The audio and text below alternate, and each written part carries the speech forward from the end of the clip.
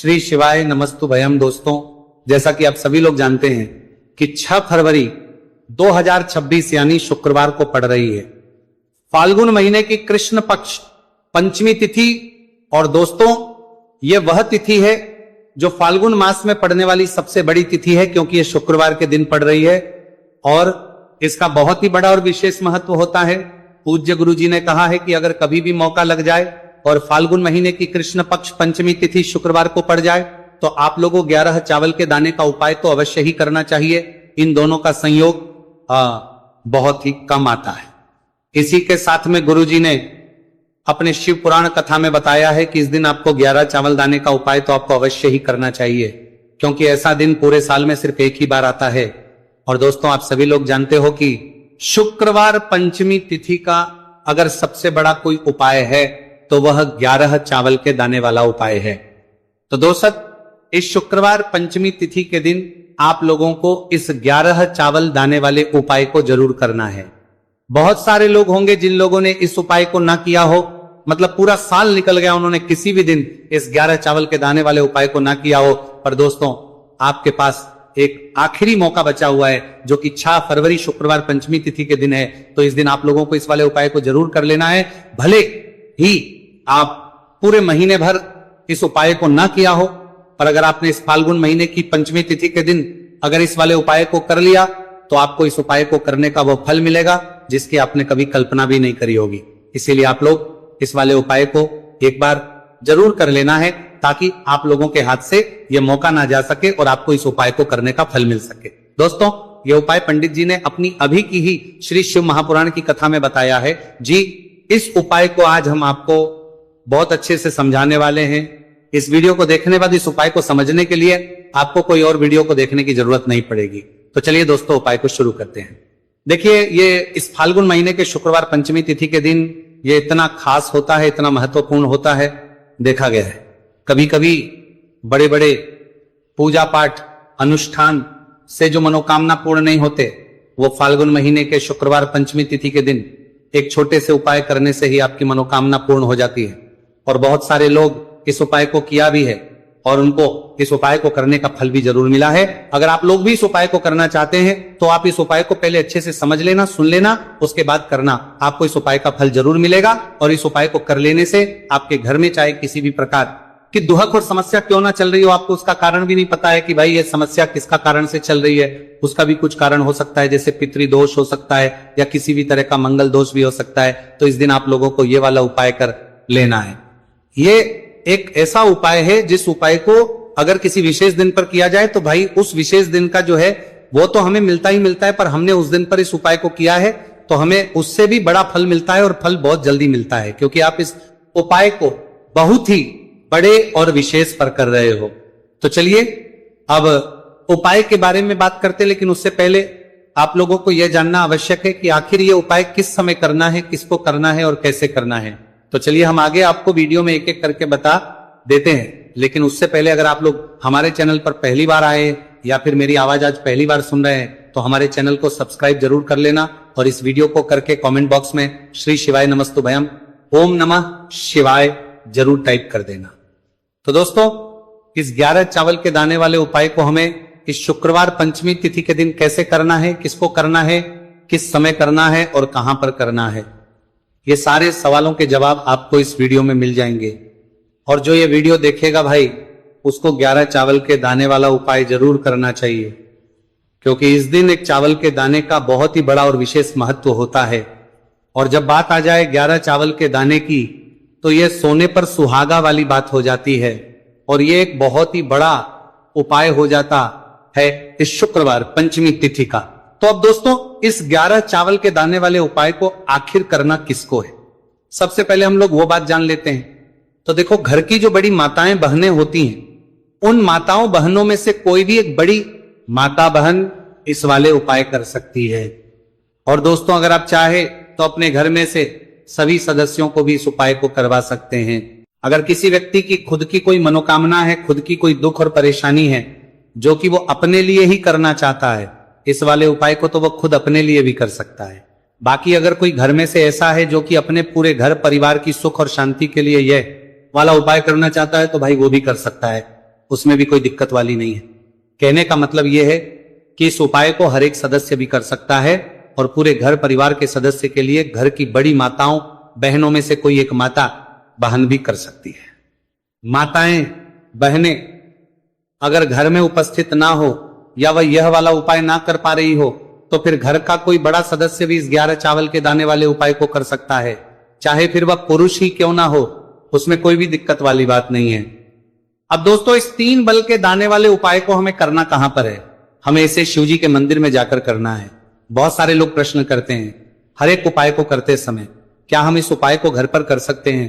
तो इस वाले उपाय को आप घर पर नहीं कर सकते हो। इस वाले उपाय को करने के लिए आपको शिव जी के मंदिर ही जाना पड़ेगा। उसके बाद में दोस्तों जो अगला प्रश्न निकल कर आता है वो ये आता है इस उपाय को लेकर कि आखिर इस उपाय को हमें किस समय करना है, सुबह के समय करना है कि शाम के समय करना है?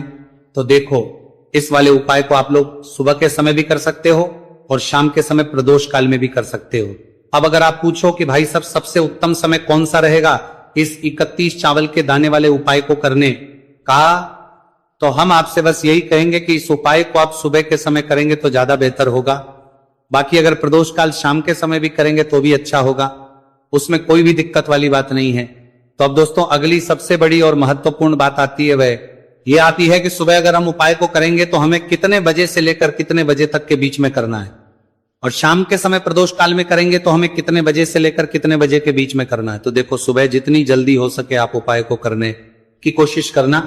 बाकी अगर किसी कारणवश लेट भी हो जाओ थी, देर भी हो जाए तो 10 या 11 बजे तक भी आप उपाय कर लेना, पर 12 बजे से ज्यादा देरी ना हो, ठीक है? इस बात का ध्यान रखना।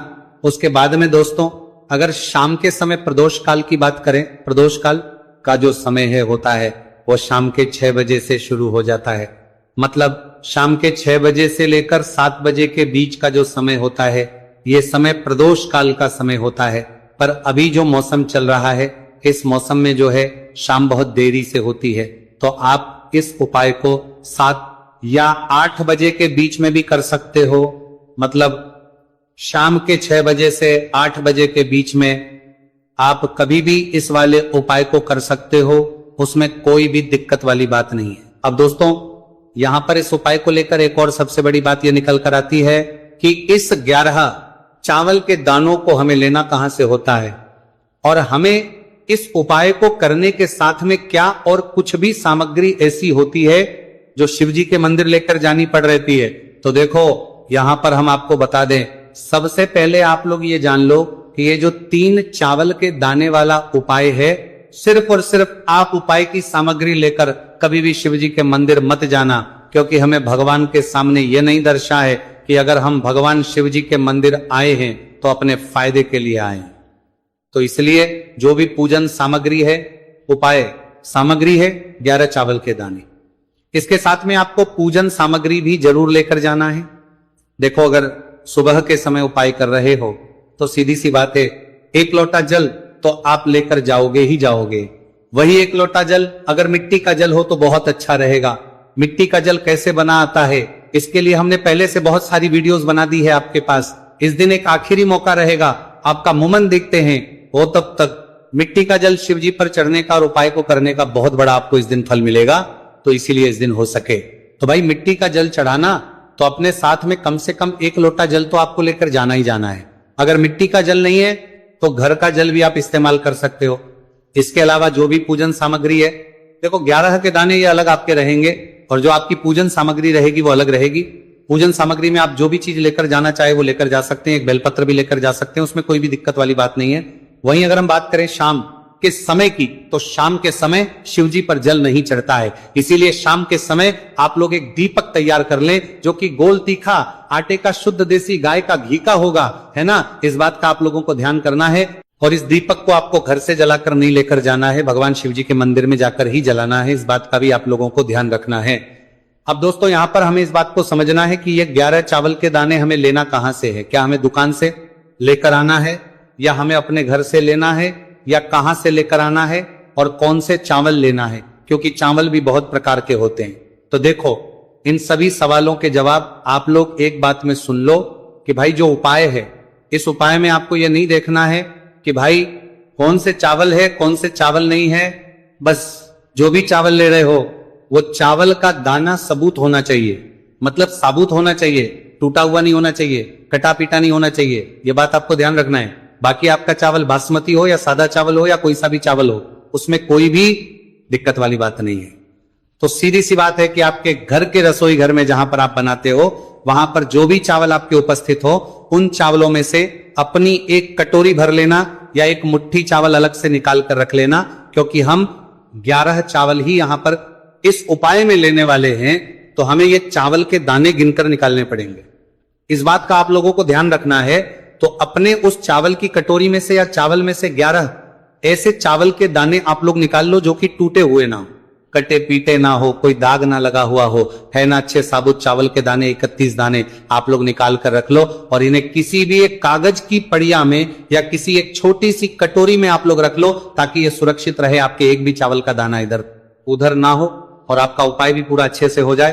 तो भाई जैसे ही आपका उपाय की जो सामग्री है, 11 चावल के दाने ये तैयार हो जाते हैं, उसके बाद में आपको जो भी अपनी पूजन सामग्री है, सुबह समय कर रहे हो तो एक लोटा जल और एक बेलपत्र या पूजन सामग्री जो लेकर जाना चाहो उसकी भी तैयारी कर लेना।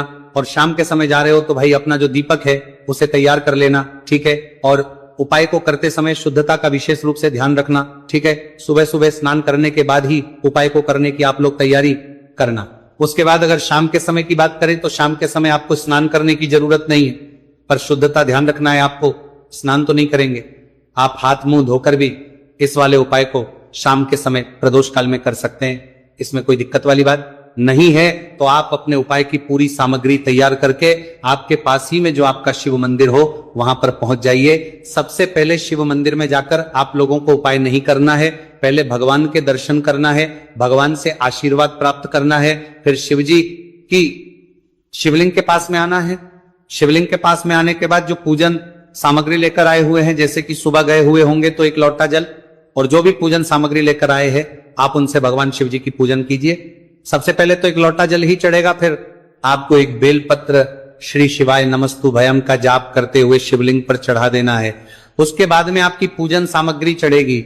उसके बाद में अगर दोस्तों शाम के समय अगर आप इस उपाय को कर रहे हो तो अपने साथ कम से कम एक जो दीपक है गोलबाती का जो आप अपने साथ में लेकर गए हो, उस दीपक को मंदिर में जाकर अपनी माचिस से जलाना है और उस दीपक को शिवलिंग के पास में रखना है, ठीक है। इस दीपक को रखने के बाद ही आप लोगों को अपना ये वाला उपाय शुरू करना है और दीपक को ज्यादा पास में मत रखना। वैसे भी गर्मी पड़ रही है, भगवान शिव जी को आंच नहीं लगनी चाहिए, है ना।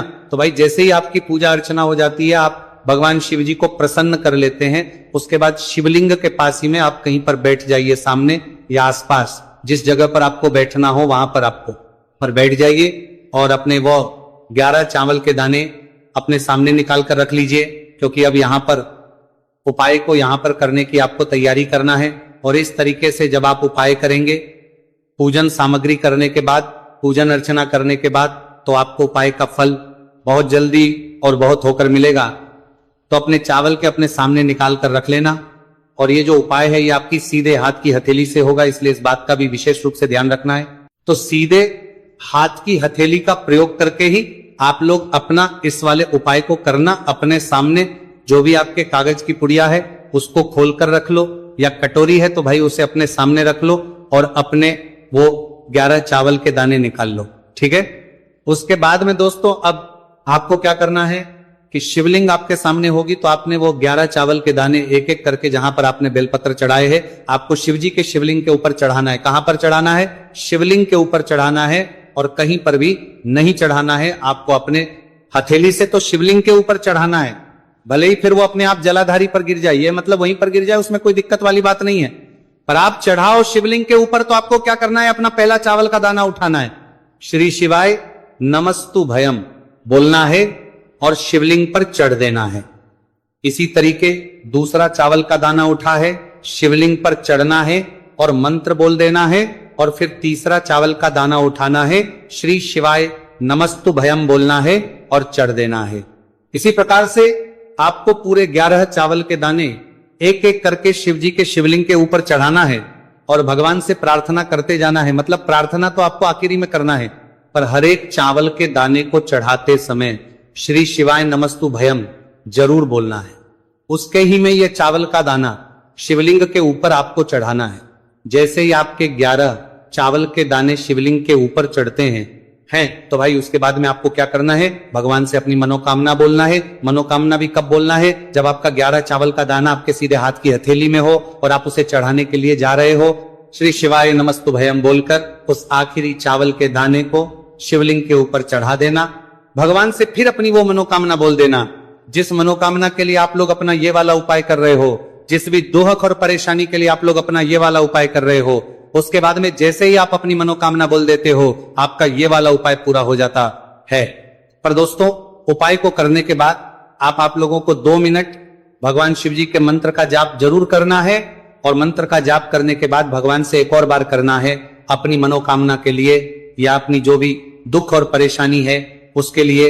इसके बाद में आप लोग भगवान को देखकर, भगवान से प्रार्थना करके, उनसे आशीर्वाद लेकर वहां से उठ सकते हैं और अपने घर पर जा सकते हैं। बस दोस्तों, यहां पर ये वाला उपाय पूरा हो जाता है। इस तरीके से जो भी व्यक्ति छोटी छोटी चीज का ध्यान रखते हुए इस 11 चावल के दाने वाले उपाय को करेगा, निश्चित सी बात है उससे उसकी मनोकामना पूरी होगी और जो भी दुख और परेशानी है वो भी बहुत ही जल्दी दूर होंगे।